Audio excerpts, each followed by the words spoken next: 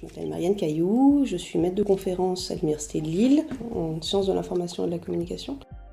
Quand j'ai soutenu ma thèse en 2014, c'était donc une thèse qui était à cheval entre plusieurs disciplines, qui développait une analyse globale sur la culture visuelle alpine de la fin du Moyen-Âge et un corpus donc de peinture murale de sujets plutôt religieux dans une vallée des Alpes occidentales, les Alpes du Nord, dans le Piémont. Et l'idée, c'était de travailler sur une vallée qui serait à comparer avec les autres ensembles alpins et de voir s'il y avait des spécificités dans cette vallée-là comparée à d'autres, ou si au contraire on pouvait l'analyser comme étant emblématique d'une culture alpine occidentale. Après la thèse, j'ai eu envie de publier mon travail et de montrer comment est-ce qu'on pouvait articuler ces concepts et ces constats en partant du terrain.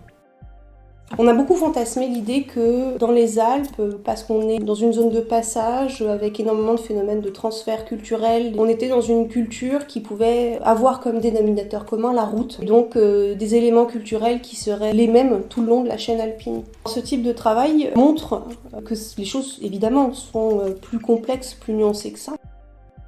C'est le cœur de ce travail-là, en convoquant de l'anthropologie visuelle, de la psychosociologie historique, de l'histoire de l'art plus classique, et cette école de pensée dans les sciences de l'information et de la communication, autour de l'image comme un média qui active des effets, transforme des usages. Alors comment est-ce qu'on part à la chasse aux images en montagne ?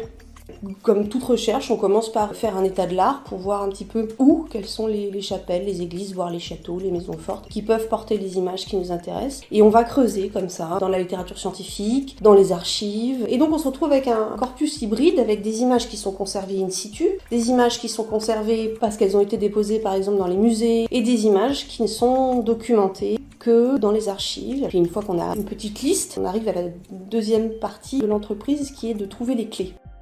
Donc là, bien évidemment, on va contacter les conseillers régionaux, les surintendances de protection patrimoniale, et puis petit à petit, on descend comme ça. On va frapper à toutes les portes d'un village. On rencontre des érudits locaux qui vous racontent des légendes, des témoignages, qui vous emmènent dans la montagne, et puis parfois vous montez tout seul. C'est une façon d'appréhender la recherche où il y a un travail qui est très académique et puis une autre pratique qui est celle du terrain, qui permet de toucher du doigt une autre expérience en fait.